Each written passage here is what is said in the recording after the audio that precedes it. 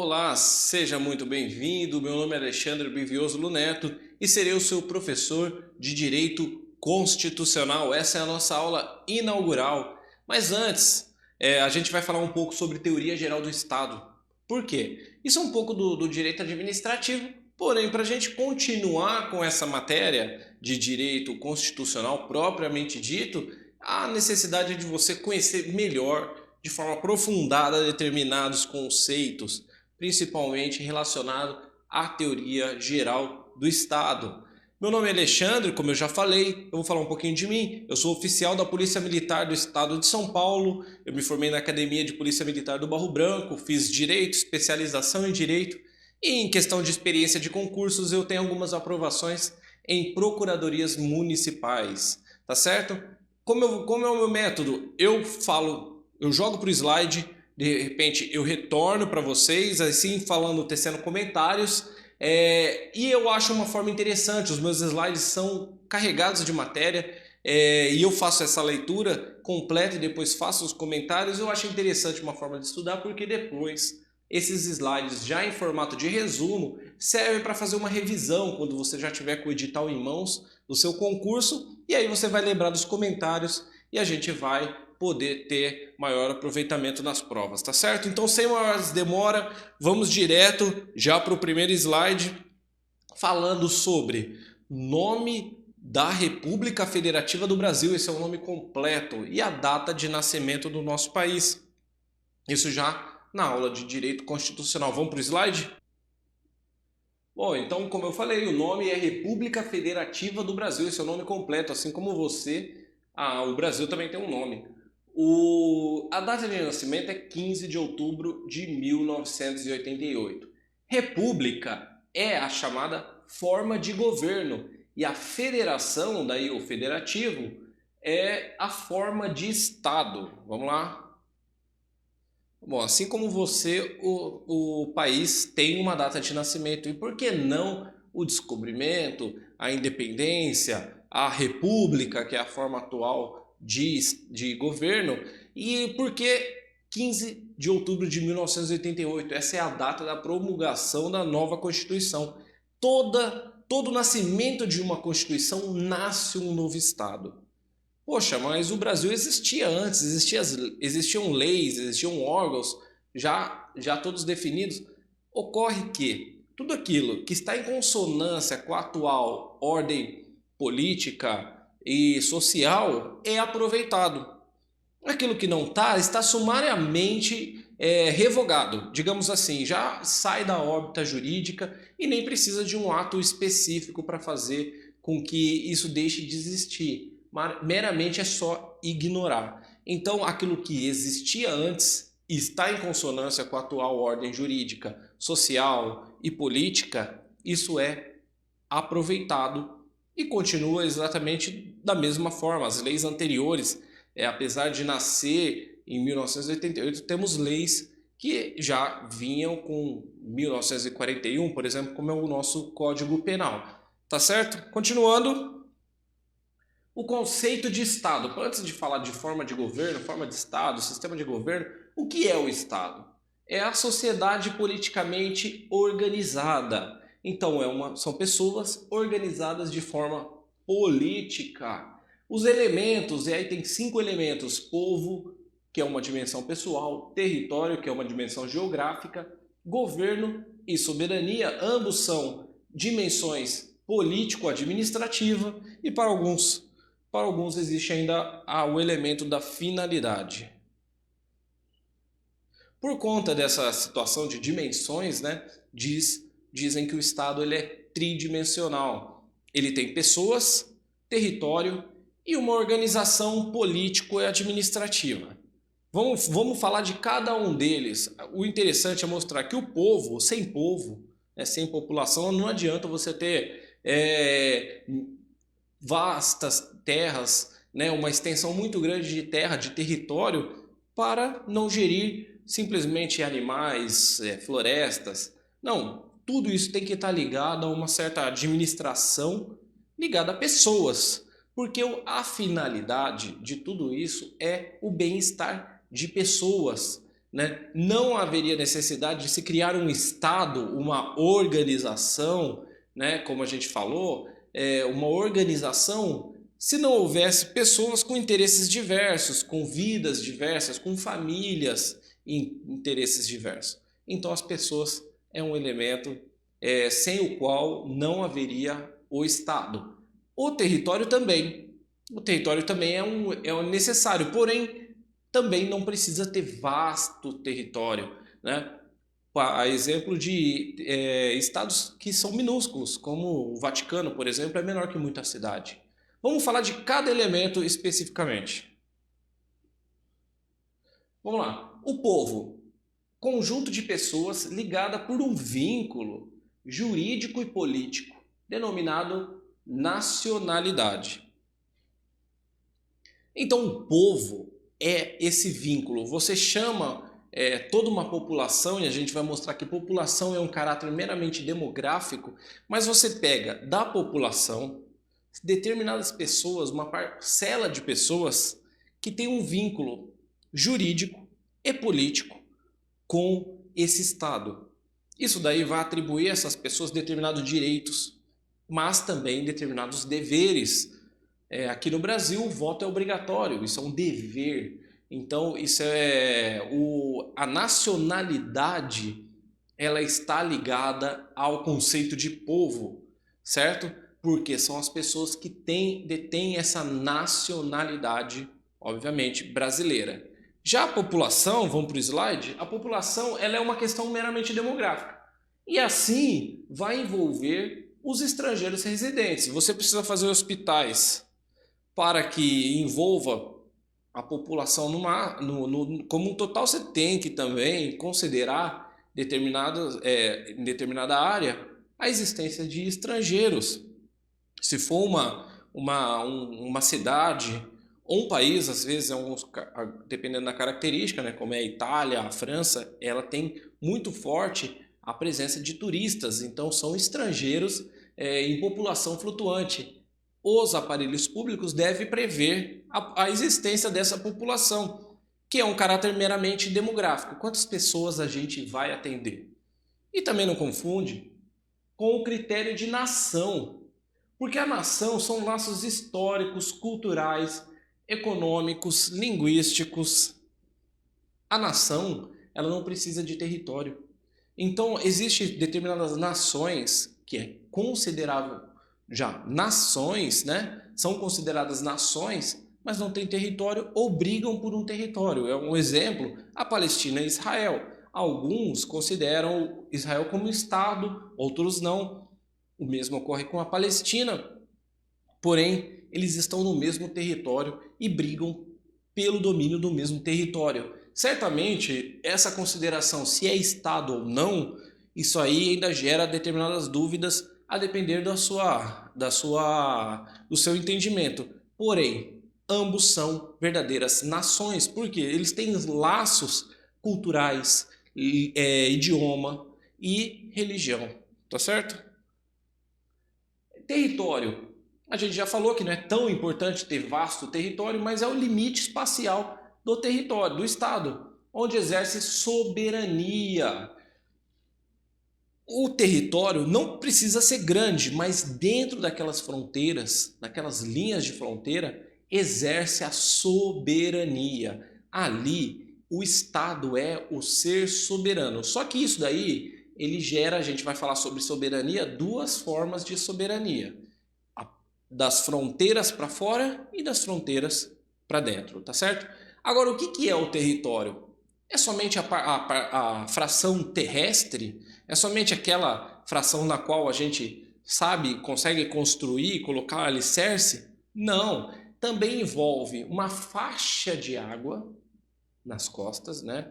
Quem tem costa marítima, né? No que é o caso do Brasil, então envolve tanto a costa marítima quanto tudo que tem acima disso, que é o espaço aéreo subjacente. Vamos para o slide. Espaço terrestre é a faixa de terra. O mar territorial, aí até quando? Até onde? Até 12 milhas marítimas. Vamos fazer um desenho aqui. Então a gente tem a costa aqui, opa, A gente tem a costa aqui, né, brasileira, e a gente tem uma faixa. Tudo aqui, está do lado de fora, são águas internacionais. Esse espaço de 12 milhas marítimas é considerado território brasileiro. Qualquer embarcação que adentrar essa faixa, ela estará sujeita às regras de cabotagem, de desembaraço de mercadorias do Brasil. E agora, se você pegar na perpendicular e criar colunas de ar para cima disso, tudo que está acima é espaço aéreo adjacente, é considerado território brasileiro e vale a lei brasileira toda a sua soberania. Até que altura? Até o que for aproveitável. Aquilo que não for aproveitável, aí pode passar estação espacial, pode passar satélite à vontade. Mas até onde o Brasil, a tecnologia conseguir aproveitar, é espaço aéreo restrito e submetido às leis brasileiras. Agora os outros elementos. Governo, que é o conjunto de funções necessárias à manutenção da ordem jurídica e da condução da administração pública. O outro elemento, soberania, que é a capacidade de impor a sua vontade sem qualquer subordinação. É um poder decisório incontestável. Governo não é soberano. O governo, ele exerce a soberania do Estado, certo? Então, são dois elementos distintos, do qual ambos estão na dimensão político e administrativa. Então, os dois estão, de certa forma, ligados, porque o governo, a soberania do Estado deveria ser exercida de alguma forma, de alguma maneira, né? Então, ela elegeu o governo que exerce a sua soberania, certo? Então, o governo são as funções. De um sentido lato, né? De um sentido amplo, governo é tanto a função de criar leis, de aplicar a lei, de executar as leis, quanto aplicar a lei no caso concreto. E a gente vai falar sobre a divisão dos três poderes, o legislativo, o executivo e o judiciário, tá certo? A soberania ela existe, de certa forma, internamente, das fronteiras para dentro, ela significa uma superioridade, e das fronteiras para fora significa uma igualdade. Vamos supor que, dentro do nosso território, a soberania significa que o governo, quem exerce essa tal soberania, que tomam decisões incontestáveis dentro do nosso território, a soberania ela é a superioridade sobre todos, sobre mim, sobre você. Por quê? Porque eu tenho um interesse, você tem o seu próprio interesse. Então, dessa forma, deve existir algum ente, alguma entidade superior que vai definir o que é bom para ambos, numa ótica utilitarista, o que é bom para a maioria das pessoas, certo?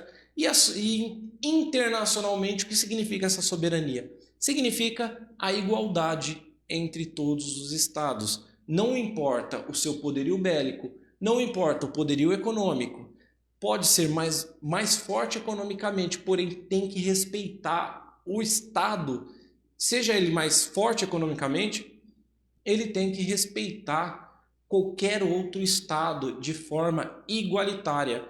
Ele tem que ver o outro Estado de uma forma igual, senão a gente tem aquele conceito de império, quando um Estado se acha mais poderoso e quer dominar os demais. Esse é um conceito clássico de império. Na ótica internacional atual, isso não deve existir. Todos os estados têm sua soberania sobre seu território e internacionalmente eles são iguais. O último elemento é a finalidade, que a finalidade é a satisfação do bem comum. Como eu falei, eu tenho um interesse, você tem outro, porém precisa de uma entidade que eleja o interesse que seja bom para nós dois, ou para todos, ou para o máximo de pessoa possível, numa ótica utilitarista. Opa, vamos lá. Formas de Estado. Agora que a gente falou que chama República Federativa do Brasil. O que é o federativo? A gente vai falar primeiro sobre forma de Estado, que é o modo de exercício do poder político em função do território, basicamente, se há ou não repartição regional. Bom, aí a gente vai se perguntar, esse Estado, ele pega o seu território e divide em regiões administrativas ou não? Ou tudo parte de um governo central, de um poder central? Esse poder central, ele emana ordens, ele emana as mesmas ordens para todo o seu território, né?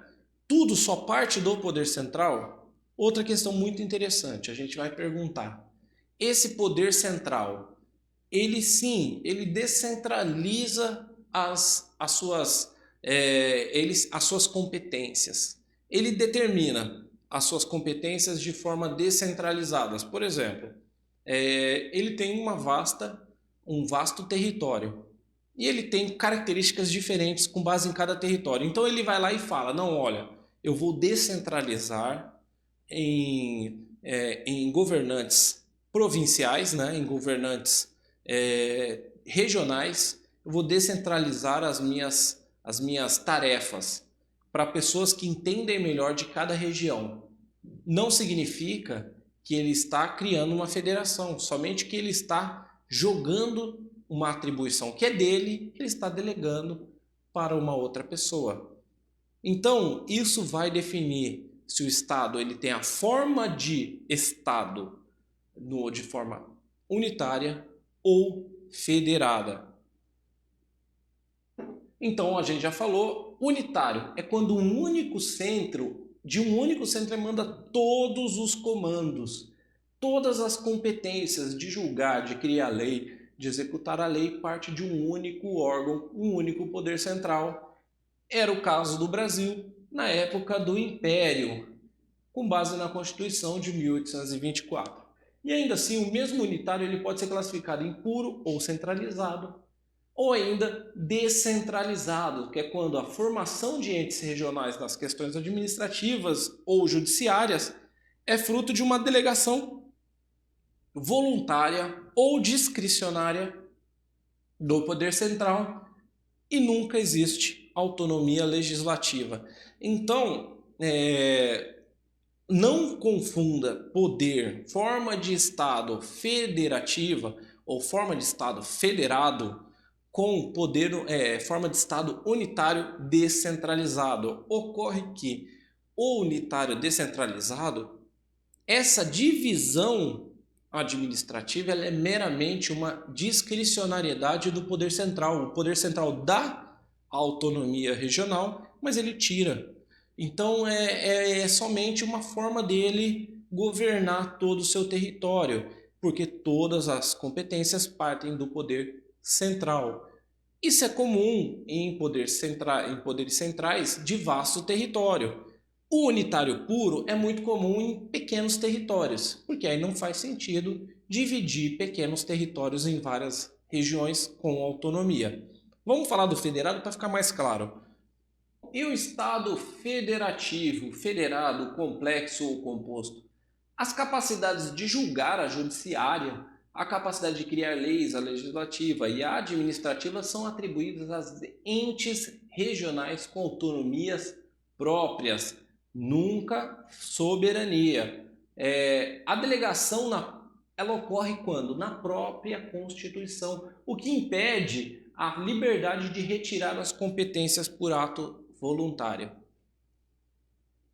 Bom, então que ocorre o seguinte, na federação eles fazem a Constituição já desta forma. O poder central não tem a liberdade de dar e tirar essa autonomia aos entes regionais.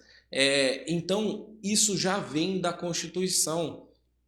Essa autonomia ela é tanto nas esferas judiciárias, legislativas, quanto na administrativa. Enquanto na forma de Estado unitário descentralizado, geralmente é somente na administrativa, mantendo-se tanto a judiciária, mas também pode ser descentralizada, mas geralmente aí sim é regra do Estado unitário descentralizado é manter uma competência legislativa. Tá certo? Então, quais são os requisitos para se considerar um Estado como federado? Como é o Brasil, República Federativa. O requisito é ter distribuição ou repartição constitucional de competências, o que significa uma descentralização chamada política. A descentralização ela é política, ela não é por ato voluntário do poder central. A participação das vontades dos centros parciais, cada centro parcial, ela participa do centro principal através de algo que chama Senado. E aí é um requisito a existência do bicameralismo. É o caso aqui do Brasil, onde a gente tem deputados federais, são pessoas que representam o povo. Você vota para o seu deputado federal, esses deputados federais ele representam o povo na órbita federal. Assim como você vota para os deputados estaduais e para os vereadores, respectivamente, na órbita estadual e municipal. Porém, você tem que votar em determinados representantes que vão de forma majoritária. Aí a gente vai falar sobre o processo do processo de eleição, né? Como é que funciona os partidos políticos. Então, de forma majoritária, você vota para determinadas autoridades chamadas senadores, onde eles vão representar o Estado. Essa questão é a vontade dos centros parciais. Os estados, eles exercem a sua vontade sobre o poder central através dos senadores. Então, o bicameralismo, no caso, tanto para senadores quanto para deputados estaduais. Temos duas câmaras, certo? A gente vai falar também sobre a possibilidade de auto-organização, que é a criação de constituições estaduais. Essas constituições estaduais, elas são exercícios do poder constitucional, né, do poder constituinte derivado. Porém, elas são verdadeiras constituições nas suas respectivas regiões. Então a gente já falou aqui também sobre a possibilidade de auto-organização. E por último, inexiste o direito de secessão. Não existe o direito de um Estado sair da federação e se tornar um Estado independente. Isso não existe. Pode ocorrer? Pode ocorrer. Porém, basta ter uma nova Constituição, basta criar toda uma ordem jurídica nova. Na forma com que saiu a Constituição, escolheu uma forma de Estado federativa. Esse Estado ele não tem o direito de se separar da União. Aí é o nosso quadro, toda nossa matéria ela tem quadros também de resumo. Esses quadros servem aí para você olhar, né, fazer o seu cartão de resumos. Então, a forma de Estado é unitário federado. O unitário existe ainda o puro, o descentralizado, onde o puro não tem delegações de competência, o descentralizado tem a delegação de competência e o federado, o poder é atribuído de forma regional pela própria Constituição. Certo? Vamos prosseguir aqui. Confederação, ainda existe esse conceito de confederação, que é uma reunião dissolúvel de estados soberanos quando unidos por tratado internacional. Então, a confederação, cada estado ele mantém a sua soberania, ele mantém todo o seu ordenamento, porém, ele abre mão de uma parte dessa soberania por conveniência, por pura conveniência, eles abrem a mão disso e eles decidem se reunir num tratado internacional. para formar uma confederação. Nos Estados Unidos, antes da união das 13 colônias em uma federação, para se tornar os Estados Unidos, as 13 colônias eram estados independentes e foram confederados, né? Então eles, por um tratado internacional, porque são estados independentes, eles resolveram abrir mão de parcela da sua soberania para formar um ente. Porém, isso daí é uma conveniência. Caso algum deles não queiram mais participar, aí basta eles vai lá e denuncia esse tratado e se retira da confederação. Então existe sim o direito de secessão. Bom, quais são as diferenças? A federação é formada por uma constituição, a confederação por um tratado internacional, são estados diversos. Os entes regionais gozam de autonomia, os estados enquanto eles mantêm a sua soberania na confederação. Na federação há a indissolubilidade, não há o direito de secessão, enquanto a confederação é dissolvível por simples denúncia ao pacto internacional. O Brasil é uma federação de terceiro grau, porque ele tem 3 níveis regionais. Ele tem União, ele tem o nível regional, que são os estados membros, e ele tem o nível local, que são os municípios. Então, geralmente, algumas federações elas são divididas meramente em estados e União. A União é a união dos estados. Então, esse é o ente de nível nacional. O ente de nível regional são os estados membros. Quando a gente fala estados membros, a gente está geralmente falando de São Paulo, Santa Catarina, Pernambuco. Então, e já uma prática de 1988, já na Constituição de 1988, criou-se também como ente federativo, dotado de autonomia, os municípios, tá certo?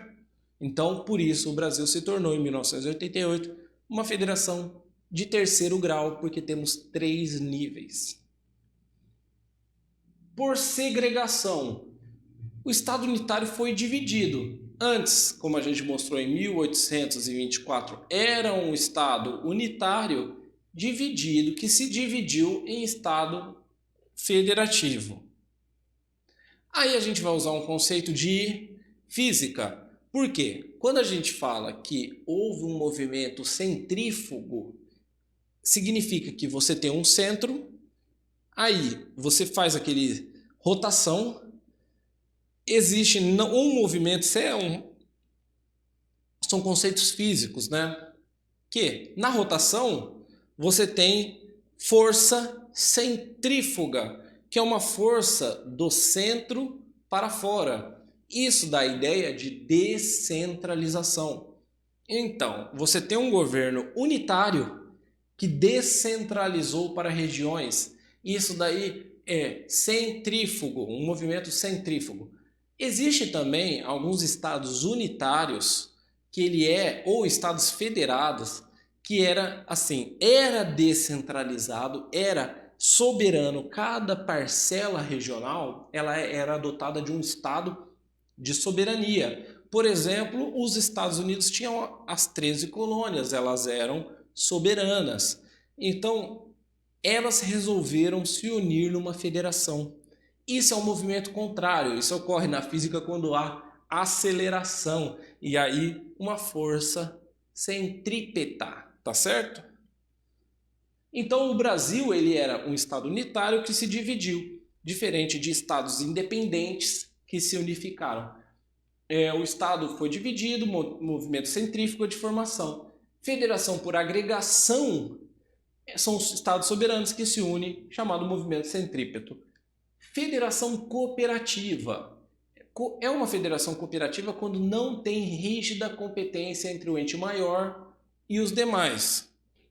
E aí a gente dá um exemplo que existem competências na Constituição que são comuns e competências concorrentes. Uma federação de cooperação, ela é uma federação onde você tem leis federais que te influenciam de forma muito grande. O mesmo ocorre com leis estaduais e leis municipais. Na Constituição, a gente vai falar sobre divisão de competências. Porém, cada ente tem a sua competência, mas existem alguns assuntos, um exemplo é o meio ambiente, onde todos os entes eles podem legislar sobre o mesmo assunto. Isso gera um ambiente de cooperação entre os entes federativos, tá certo? E também no Brasil é um federalismo assimétrico. Por quê? Porque a gente tem aqui mecanismo de redução de desigualdades regionais, que é um tratamento diferenciado. O federalismo simétrico, a divisão é igualitária, tanto de competências quanto de receitas. O Brasil, ele era unitário e ele tem dimensões continentais. Há muita diversidade, tanto de recursos quanto de distribuição de renda entre as diversas regiões. A gente tem uma renda mais concentrada nos estados de Sudeste e Sul. Isso gera uma desigualdade natural do país como um todo. Porém, essa desigualdade é uma fragilidade da nação, do nosso país, do nosso estado. Para reduzir essa desigualdade, o Estado decidiu ter uma federação assimétrica, onde há um grande protagonismo federal. A federação cuida mais dos seus estados do que dá simplesmente independência e dinheiro, cada um para a sua região, e ela destina mais recursos às regiões menos favorecidas para propiciar uma maior distribuição. Igualdade substancial é isso. Não significa que você vai pegar e distribuir exatamente igual. Por quê? Porque a gente tem estados mais fortes e estados mais fracos. Se você fizer essa divisão igualitária, às vezes você está privilegiando os estados mais fortes. Então, o nosso federalismo ele é assimétrico. Então, só lembrando que a federação ela está no texto constitucional como cláusula pétrea. Não há a possibilidade de alterar o Brasil, como fazer do Brasil um Estado unitário, porque isso é cláusula pétrea, é impossível, não é permitido de mudar. Impossível não é. A única forma que dá para fazer isso aí é fazendo uma nova Constituição. Se o Brasil ocorrer uma revolução e fizer uma nova Constituição, aí pode adotar a forma de Estado que quiser. Enquanto for essa Constituição a vigente, a forma de Estado federada, ela é cláusula pétrea, não muda. A gente vai falar sobre agora forma de governo. Isso é uma pegadinha muito comum nos concursos, é falar federado é um sistema de governo, por exemplo, é uma forma de governo. Lembra que forma de Estado, a gente está falando de Estado. E qual é a forma? Lembra mais de formato. Se prende mais a palavra formato. Por quê? Porque você vai lembrar das divisões regionais, das fronteiras e vai lembrar da forma do mapa do Brasil e a forma do seu estado, de onde você reside, do seu município. Então se pegue a parte de formato. Agora a gente vai falar sobre governo. Forma de governo e sistema de governo. Então a gente vai falar sobre o Brasil é uma república ou o Brasil é uma monarquia? O Brasil ele é uma república federal, uma república presidencialista ou parlamentarista? Ou ela é uma monarquia parlamentarista? Então, a gente vai falar sobre governo. Apesar de existir forma e sistema de governo, e ainda a gente vai falar sobre regime de governo, né? Então, regime democrático,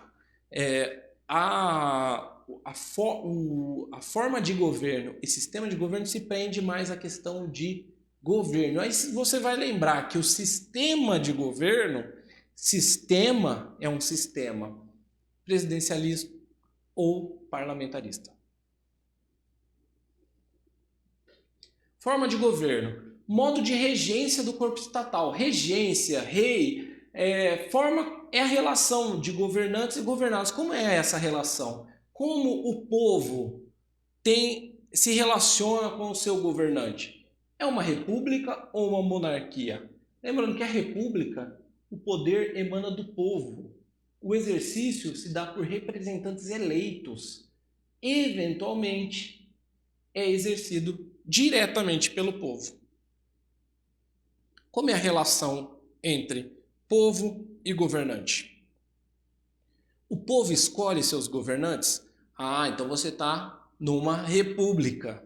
Por quê? Porque os governantes são representantes, né? Eventualmente, de forma bastante rara hoje, como era, por exemplo, nas cidades-estados da Grécia, da época clássica, aí sim o povo exercia diretamente, né, a soberania do Estado. No caso aqui, o povo elege representantes. Isso é uma república.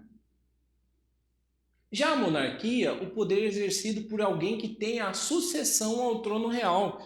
Imagina que aquele estado, aquele território, são posses do monarca, do soberano, é uma pessoa soberana. Essa pessoa representa a sua própria família, porque ele tem o sangue real, ele herdou o poder sobre aquele determinado território e ele é o rei soberano naquele local. Então as formas de governo podem ser república, onde existe a eletividade, temporariedade, representação popular e o governante, por conta de tudo isso, deve prestar contas. A eletividade, os representantes são eleitos. Aí, questão de eleição, a gente vai falar sobre o processo de eleição. Ela pode ser direta ou indireta.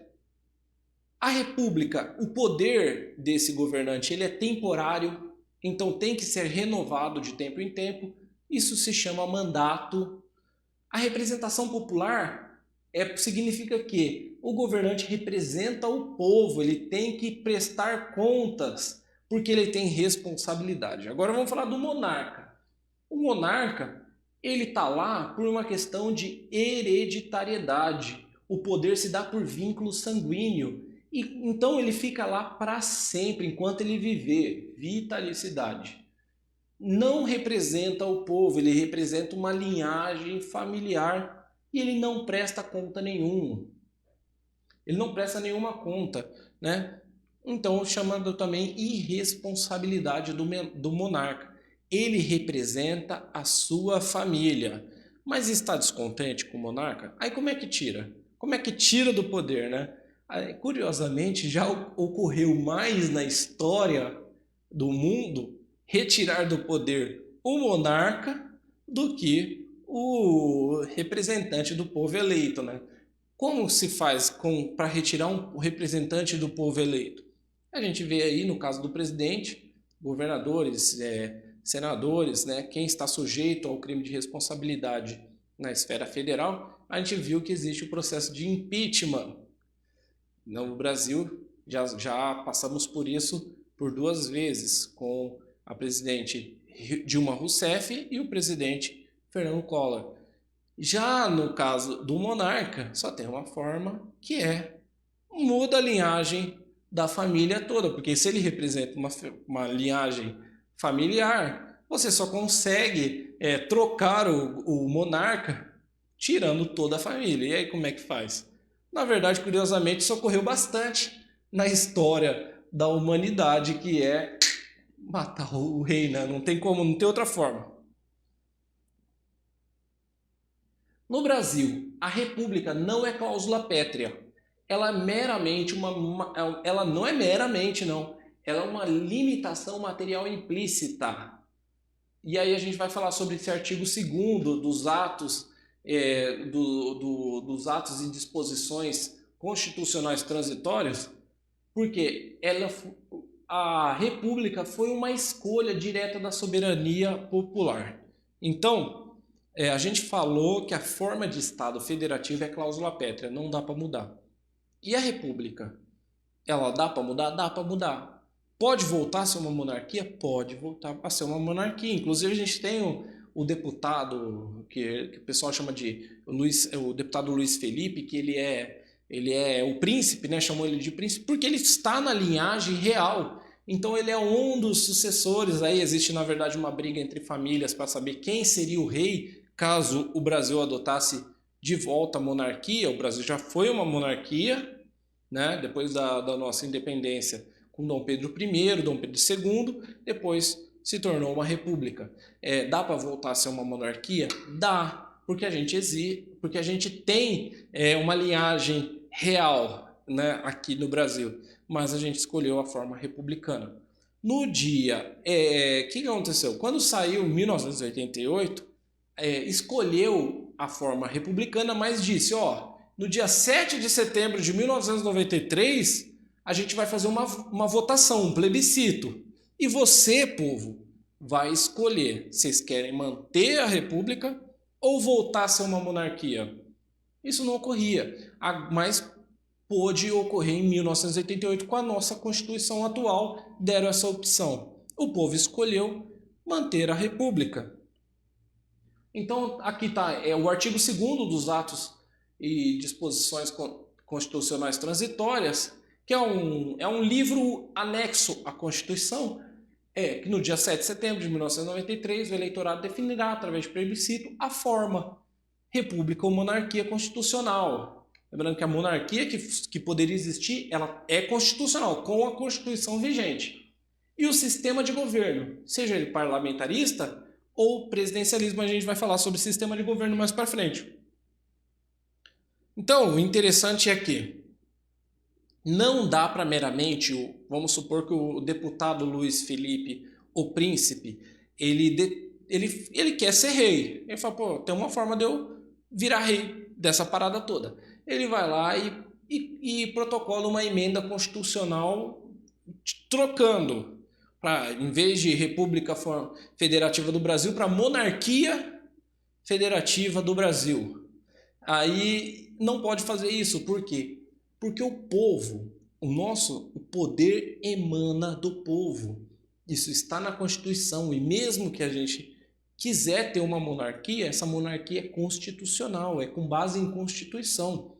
Então, se todo o poder emana do povo e o povo já escolheu, só uma forma de voltarmos a ser monarquia, que troca aquele artigo 2º para 2 de setembro de 1993, coloca 7 de setembro de 2023.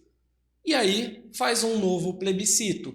Se o povo escolher ser monarquia, aí sim pode fazer a emenda constitucional passando para a monarquia. Antes disso, é soberania do povo. O povo exerceu diretamente o seu poder através de plebiscito e escolheu a república. Então, uma emenda constitucional, que é a forma de atuar de um representante, isso se chama de democracia indireta, não pode alterar o texto constitucional nesse quesito, tá certo? E agora, só lembrando que a república ela é um princípio constitucional sensível. Por quê? Quando eu falar princípio constitucional sensível, dá um grito aí na sua casa. Tem então intervenção federal. Ele fundamenta a intervenção federal. Princípios constitucionais sensíveis fundamentam a intervenção federal. A União intervém no Estado membro. Ela pode até arrancar o governador. Você votou no governador, vem a União e fala, sai, e coloca o interventor no local. Quando isso pode ocorrer? Um dos motivos é se esse Estado estiver ferindo a forma de governo chamada republicano. É um princípio constitucional sensível. Tá Tá certo? Isso aí é coisa de prova de concurso, hein? Sistema de governo. Como se relacionam os poderes executivo e legislativo? Forma de governo, como se relaciona povo e governante. Sistema de governo, como se relaciona o poder de fazer leis com o poder de executar as leis. Eles são independentes ou são interligados? Óbvio que se eles forem interligados, a gente está vivendo um parlamentarismo, né? Por quê? Há um protagonismo do poder de fazer leis. Se eles são independentes, quem tem o dinheiro é o presidente. Então, ele é o poder executivo. Esse poder executivo, ele tem um protagonismo maior. A gente está vivendo um presidencialismo, tá certo? Então, o parlamentarismo, existe a função de chefe do Estado, que aí pode ser exercida por presidente ou por monarca. A chefia chamada dual. Existem duas funções. Você é um chefe de Estado ou um chefe de governo. Por quê? Porque a figura do poder, aquele que representa a soberania do seu país, a gente falou que existe dois tipos de soberania. Uma soberania fronteiras para fora e uma soberania fronteiras para dentro. Significa que existem duas soberanias, duas faces da soberania. O presidencialismo, a mesma pessoa exerce as duas faces da soberania. O parlamentarismo, eles dividem. Uma pessoa exerce a face internacional e a outra exerce a face interna. E o parlamentarismo, essa face internacional a gente chama de chefe de Estado. É o cara que representa o Estado internacionalmente. Vamos dar um exemplo? Na Inglaterra é a Rainha Elizabeth, certo? Já na Alemanha existe um presidente. E você provavelmente nunca ouviu falar dele, porque na verdade ele só está em meios às convenções internacionais. A Alemanha ela adota um parlamentarismo, só que lá tem um presidente e não um monarca. Na Inglaterra é exercida uma monarquia, a chefia de Estado é exercida por um monarca. Então existe uma chefia dual. Então o chefe do Estado, olha que interessante, ele pode dissolver todo o parlamento, ele pode convocar novas eleições e tirar toda a sua Câmara de Deputados, ele pode pegar o seu parlamento e mandar todo mundo embora, na verdade não mandar embora, porque ele vai convocar novas eleições. Olha, óbvio, aquela pessoa que ele mandou embora pode voltar por eleição. Esse processo chama perda de confiança. A chefia de governo é quem exerce a soberania internamente, ele é o primeiro-ministro. Então ele possui um mandato por prazo incerto. Aí é um pouquinho mais fácil de lembrar. Os primeiros ministros, eles são quem exerce a soberania internamente. Na Alemanha, é Angela Merkel. Na Inglaterra, Boris Johnson. Para dar um exemplo, esse pessoal, eles são hoje o que a gente internamente conhece como nosso presidente. É porque no sistema presidencialismo, a mesma pessoa exerce as duas funções. Então, o que ocorre? Essa pessoa ela é muito ligada ao parlamento. Ela presta contas ao parlamento porque é o parlamento que escolheu ela. O parlamento colocou essa pessoa lá. E se o parlamento quiser, tira. Quanto tempo essa pessoa fica? O tempo indeterminado, enquanto houver a confiança do parlamento dessa pessoa. Por isso que ela é chamada de primeiro-ministro, às vezes chanceler, porque ela é ligada ao parlamento. Daí o nome parlamentarismo. Então, a responsabilidade é perante ao parlamento. E o parlamento pode retirar se houver perda de confiança. Note que há uma interdependência muito grande dos dois poderes, o executivo e o legislativo. O executivo de forma chefia dual, né, porque é exercido por duas pessoas, e o legislativo, porque existe tanto o primeiro-ministro, ele precisa da confiança do parlamento, e também precisa da confiança, o parlamento precisa da confiança do chefe de Estado. Já o presidencialismo, o presidente da República concentra as duas funções, tanto de chefe de Estado quanto de chefe de governo. Isso gera com que o mandato é por prazo certo. Existe clara independência, enquanto de um lado interdependência, no presidencialismo a independência entre poder executivo e legislativo. O governante ele presta conta para o povo e não perante o parlamento. Então ele presta conta diretamente para o povo. Óbvio que quem vai votar essa prestação de contas, quem vai fiscalizar, são os deputados federais, porque os deputados federais são os representantes do povo. Então, já no presidencialismo, não confunde, é independência, enquanto no parlamentarismo, interdependência. Isso gera bastante pergunta de concurso público. Aqui o nosso quadro, né? Chefia monocrática ou chefia dual, mandato por prazo certo ou mandato por prazo incerto, no caso do primeiro-ministro, responsabilidade perante o povo ou a responsabilidade perante o parlamento, a independência, no caso do presidencialismo, e interdependência, no caso do parlamentarismo. Regime de governo. Então a gente falou forma de governo, sistema de governo e agora regime de governo. Lembrando que forma de Estado lembra do formato. Governo lembra de como é exercido o governo, como são os nossos governantes, de que forma ele exerce os seus poderes. Então se fixem no governo, porque aí vai existir forma de governo, que é república ou monarquia, sistema de governo, presidencialismo ou parlamentarismo, e agora a gente vai ver se há autocracia ou democracia, certo? Autocracia, democracia ou autocracia? Tem participação popular na formação da vontade política? Tem. Se tem, é uma democracia. Se não, é uma autocracia, é uma ditadura. Outra palavra para ditadura.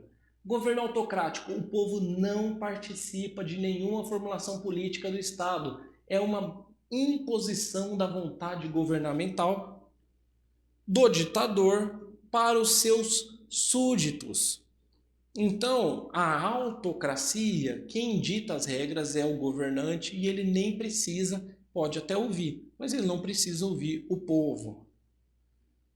O Estado democrático, existe participação do povo, seja ela de forma direta ou indireta, nos atos de governança do Estado.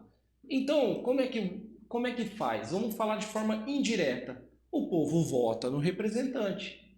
Aí são as chamadas eleições. Nas eleições a gente vota no povo, no nosso representante do povo. E o que é a forma direta? Isso a indireta é a mais comum, né? Às vezes a gente fala direto e indireto. A indireta é o que você está habituado. Você vai no primeiro domingo de outubro e vota no seu representante.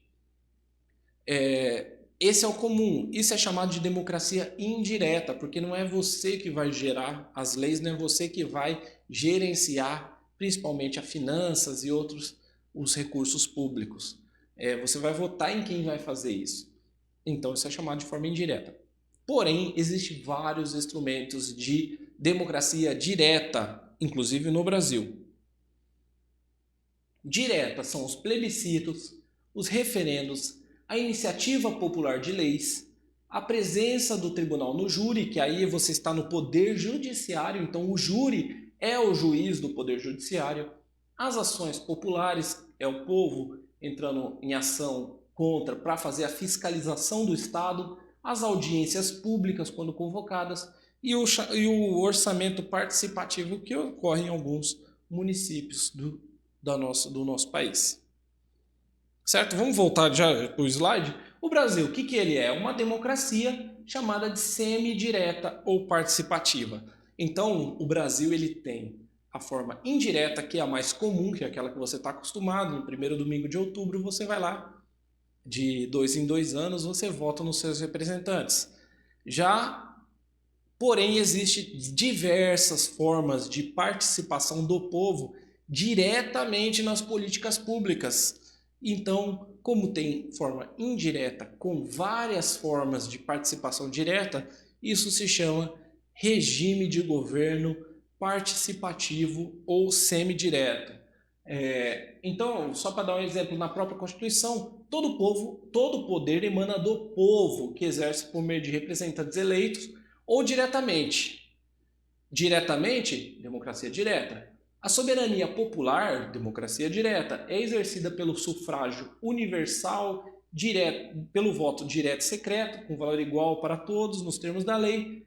A soberania popular, democracia direta, mediante plebiscito, referendo, iniciativa popular. E a gente ainda inclui várias outras formas da soberania popular, que é agindo em outros poderes.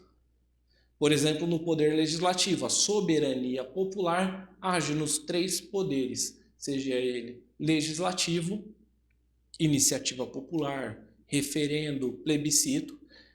No judiciário, por exemplo, no júri, quando o juiz é o povo, né? E aí também a iniciativa popular, né?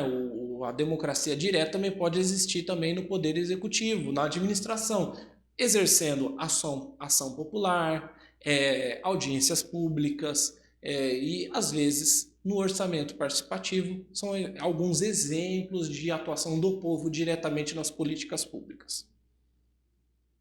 Então, o regime democrático ele é princípio sensível. Opa! Falei princípio sensível, o que você lembrou? Intervenção federal. Falei princípio sensível, você lembra? Intervenção federal. Se algum estado estiver ferindo o regime democrático, deve haver intervenção da União naquele estado membro. É cláusula pétrea? Não está como cláusula pétrea diretamente. Não está falando assim, ó, o regime democrático é cláusula pétrea. Porém, o voto, a forma de exercício via voto é cláusula pétrea. As outras formas de exercício direto da democracia, essa não está explicitamente como cláusula pétrea. O que é cláusula pétrea? Não muda, não pode mudar. Mas o voto, sim. O voto direto, secreto, universal e periódico é cláusula pétrea. Direta, o povo elaborando leis, administrando a coisa pública, julgando litígios. Indireta é a chamada representativa. A democracia é representativa, o povo impossibilitado de participar diretamente, até mesmo porque são muitas pessoas, no Brasil mais de 200 milhões, escolhem representantes. E aí o nosso quadro, regime de governo, autocracia ou democracia. Lembrando que na autocracia não tem participação do povo, o governo é de cima para baixo, a democracia tem participação do povo, o governo é de baixo para cima. Vamos fazer uma pausa e na sequência a gente continua com conceitos, sentidos e classificações das constituições, inclusive a nossa do Brasil, porque isso cai muito no seu concurso, tá ok? Até já!